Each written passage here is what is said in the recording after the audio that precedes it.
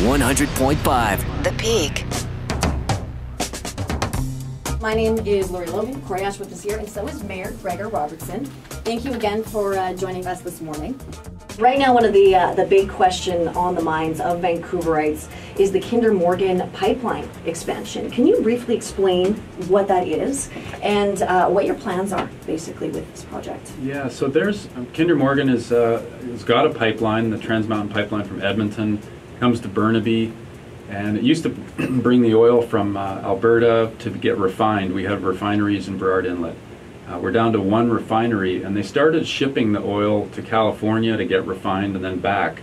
So for a bunch of years now, we've had super tankers coming in, taking the crude, going off, coming back, and so we lost a bunch of refinery jobs when that happened. And I don't remember any debate or discussion about, okay, now we're going to have some super tankers back and forth, and we're not going to look after our own supply locally.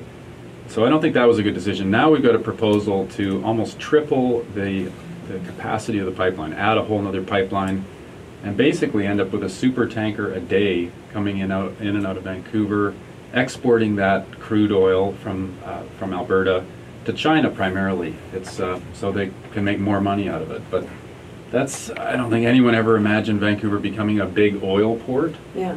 There's huge risk obviously to our environment when we see the spills that have happened, Exxon Valdez or what happened in the Gulf, or that's what happens, and we don't want to put Vancouver at risk. It's also imperiling all our jobs, like tourism jobs, construction development. There's a lot of jobs, tens of thousands of jobs here that depend on Vancouver's brand, being a clean and green and beautiful place, and oil tankers, not so much. They don't really mix with that brand. Yeah, so from 70 a year to over 360 oil tankers in the Burrard Inlet. So what's your plans? Like, what are you going to do? Because I know you're against this, obviously. Yeah, I'm definitely taking a stand against it. I think that we've got to get involved in the process. There is a whole National Energy Board hearing process that goes on. I don't know if that's a way that we can change it, but we're going to try and get involved as the city on that front, and I think mayors and communities around the coast are doing this, just like we see up north, the Enbridge pipeline. There's a big uprising among the local communities and First Nations and local businesses that would get affected by it. So we have a petition online now. Vision Vancouver has a petition. I think we're going to see a lot of action on this, because I don't think people in Vancouver think it's necessary to put our economy and our environment at risk like this, and this is a long-term commitment that fundamentally changes who Vancouver is. Yeah, no, if people are hearing your objection, but they're wondering what they can do to get involved, what is the easiest thing for a normal, like just someone that just wants to be involved or learn more, what do you do? Well, definitely stay tuned, because this process is going to take the next couple of years, and there will be opportunities to weigh in at different times. We are trying to figure out exactly what that'll be, how the public can get involved. For now, just as an immediate step, we've got a petition on Vision Vancouver website. That's one step you can take, and we'll be tweeting and making sure the word gets out, at least so we can start building momentum and making sure the federal government understands we don't want that to happen here. One of the questions that we want to ask you is about your favorite song, so we're looking forward to hearing one of your favorite tunes. Mm-hmm. And also we wanted to talk a little bit about parking, because when the Olympics came, it was such an amazing and exciting time for all of us. But a lot of things went up, like parking. Parking meters suddenly went from 8 p.m. to 10 p.m. And I think we were all kind of secretly hoping that maybe that would change, and it never did. So question, is that a possibility? And also, why do parking rates vary in different parts of the city? How do you plan for that? That's a good question. I had a lot of these questions too, because I didn't understand how parking worked at the city. But it's one of the key streams of revenue. The city gets basically property tax and parking. That's how we run the city for our police and fire and the streets and all the things that we do. So parking varies with how close you are to the core of Vancouver. It's obviously the most expensive in the core, and it's gauged by making sure people don't park there all day. So there's turnover for the stores, the merchants around there, and that's so they watch it very closely and basically track good amount of turnover. That parking's full, but it's not people aren't parking there all day, so it stays on par with the market parking, like in the parkades and things like that. And we're an expensive city to park in, but like most big cities, that's how it's gone. It's basically we like the value of the real estate and how much people want to park. our focus has really been on trying to get more transit, trying to get better biking and walking into downtown in particular, so people have other options that are cheaper. And we're actually seeing parking drop. The on-street parking is solid, but the parkades are have a lot of empty spaces in them because people are choosing other ways to get downtown. So is it a bit of a deterrent then, having higher prices for parking? It's well, it's strictly a market-based system, and it's kind of what people will pay, how many cars are coming in, and that's how it's run. So it's not.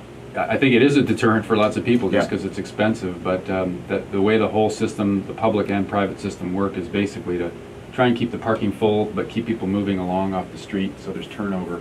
Yeah. And then how likely would it be for the time from it goes till 10 p.m. now? Is it likely that it will come back down to 8? No, it's that's a question that you probably. I think we've. But the shift to being able to pay by phone and use technology, so there was a bit of a problem when people would be at a show or something and then you'd have to leave and go pay. That was a bit of a problem. So the pay by phone thing is working better, and I mean I try and assure people this is an investment in our city. It's like I know it's a pain in the ass to have to plug the meters and pay for parking, but it actually goes right into paying for everything that we do in the city. So it's a direct investment in Vancouver.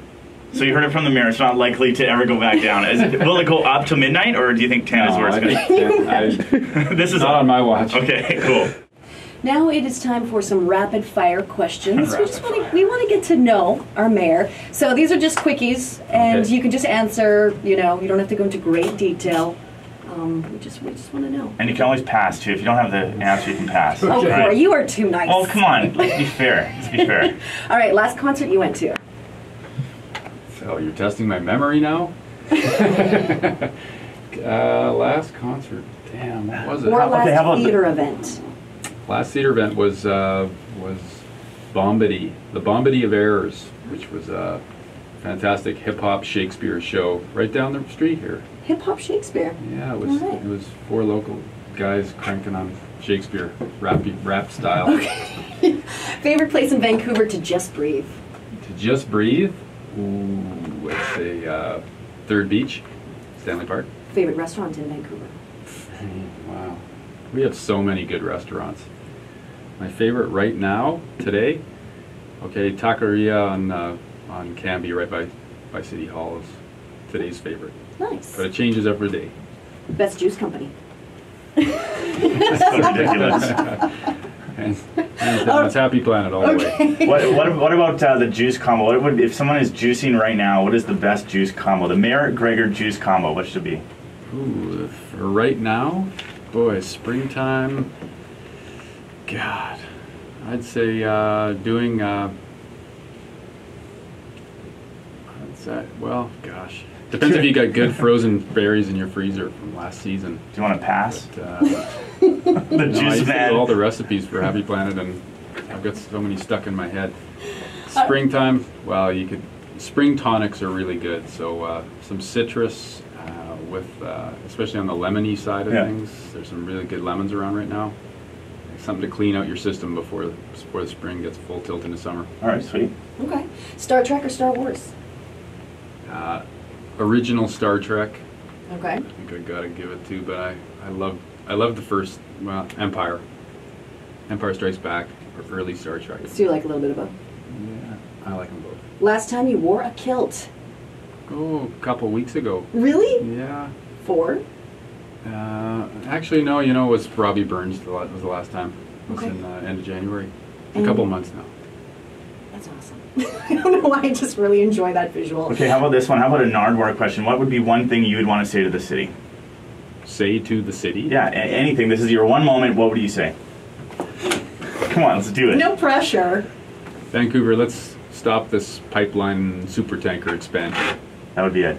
Thank you so much, Gregor Robertson, for coming in to visit us today. Thank we really you. appreciate it. Thank you. It's been great. All right, and if you want to direct people to your website, what would it be? So my city website, City of Vancouver, mayorofvancouver.ca or visionvancouver.ca that's where the petition is for the super tanker pipeline. Awesome. There you go. That is Mayor Gregor Robertson. Thank you so much. It is 9:30 in Vancouver. 100.5 The Peak.